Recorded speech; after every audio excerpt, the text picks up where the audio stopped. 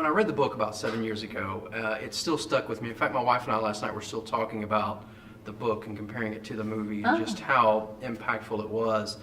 And when I read the book, I wondered, do you ever have any withdrawals with putting your life story out there in a book? And then now in a movie, even so, Yeah. did you even, with this, is there any cons to that to go, I just don't know if I want that out there? Even all these years removed, is there still any of that? Any regrets, you mean? Yeah, about it? right. No, not a single one. Nothing. There has been nothing negative that has come from having told my story.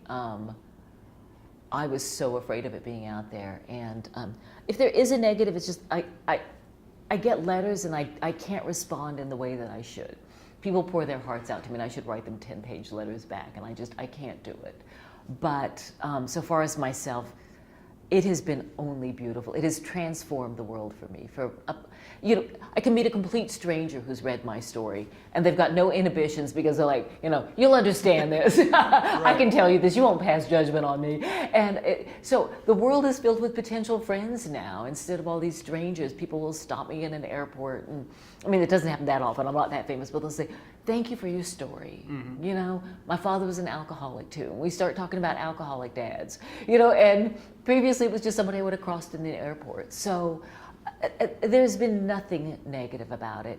And I suppose it'll just be more with the movie. I mean, movies are such a powerful medium for storytelling, and it really elevates it to a new level. But we went to that screening last night, and everybody there who saw it, it was just more of the same. It was beauty and warmth and the sharing of stories.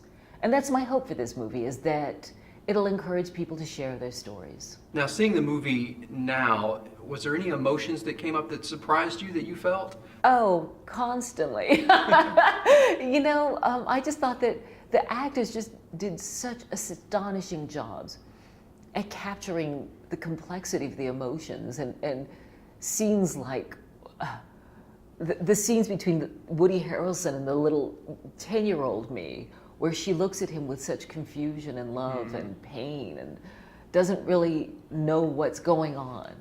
It rips my heart out. I'm going to tread lightly here, because even it comes up in the movie when Brie Larson tells their fiance, says, "Hey, this is my family. Watch how you talk about them." Well, exactly. So,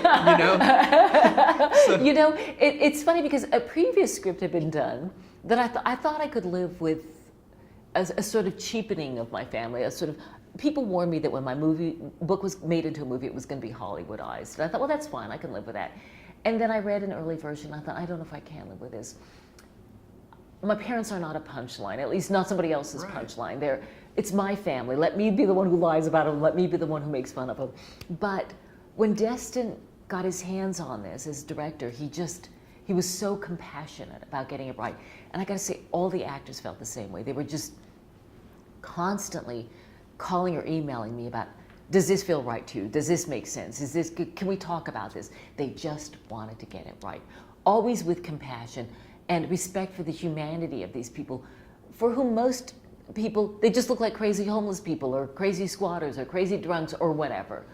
But each of the actors, and really everyone who touched this movie, understood that nobody is just one thing. Nobody is just a homeless person or an alcoholic, that there's always so much more there. And I thought that they did a brilliant job of getting these layered performances. But something I took away from the book, which again, I apologize if this sounds bad, but I really despised them as parents reading the book, because you get so much more. I was very angry with them. Yes. But in the movie, that wasn't anger. It was more of an empathy or a sadness. And I liked how they handled that in the movie, so that they do come off a little bit different. You don't walk out feeling angry and hatred. You just feel something emotional that's a little different than the book. People walk away from the book with all kinds of emotions. I talked to a husband-wife, and the husband said he was so upset he threw up reading the book. The wife said she thought it was the funniest thing she's ever read in her life. So you walk away from really different things.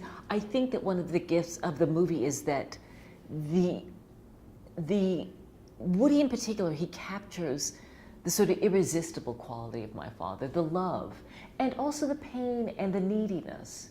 And it's really hard to hate this man. No matter how hard you try, you find yourself sort of giving in because he gives so much, and he wants so much to be liked. And it was a spectacular performance in that way. It was, and because even I have a 5-year-old, and as a father, Oh, yeah. I would watch that going, I want to be that kind of dad. I want to lay out under the stars and let him pick stars, you know. And so even with everything he was doing, there was a part of him that even as a father, you're like, I want to be that in tune and touch with my kids. You know. And that's why I thought that the movie was so brilliant, is it got that, but it didn't ignore the alcoholism. It didn't ignore the pain. And, you know, and that was my life. This man who I part of me just wanted to cut him out, and part of me just couldn't, until I couldn't live with him being in my life anymore. And once I was able to cut him out, the better part of me was missing. I was sort of in deep freeze. My emotions were, I cut myself off from myself. And then when I was able to reconnect to him through telling my story, I think the better part of me came back. You know, already we're talking about Woody being in, you know, a high contender for an Oscar nomination. How would your dad feel about that, knowing that somebody like a Woody Harrelson, who's portraying him, is now getting Oscar buzz? I mean, what would be his thought of that? I think that somewhere out there in the cosmos, Dad is just grinning ear to ear. He just can't believe, you know, Dad always wanted to be more than who he was, and now he is, you know. And it's thanks to these astonishing actors, you know. Dad, for all of his flaws, for everything that was horrible about him, I miss him every day. And to see him brought back to life in such a visceral way, in such a powerful way, it's an astonishing gift, but I believe not just to me, but to anybody who has or had a father that was hard to reconcile, that you had this intense love-hate relationship. It's accepting the good, and then, you know, if you want to cut off everything, cut off the good and the bad, you're going to lose the good. So the message is sort of, everything in life is both a blessing and a curse, and it's entirely up to us which we choose to focus on. And if you had a dad like my father, yeah, he comes with a lot of baggage, but there's a lot good there as well. And, you know, during the filming of the movie, during a very particularly difficult scene, I was crying and a mess, and Woody Harrelson, was a very difficult scene, and I actually, like a nut job, apologized to him afterwards. And he said to me, and he said, "You had to do it, honey. You had to do it or we wouldn't be here." And he said it in my father's voice. And, you know, to be given that gift, it makes everything worthwhile.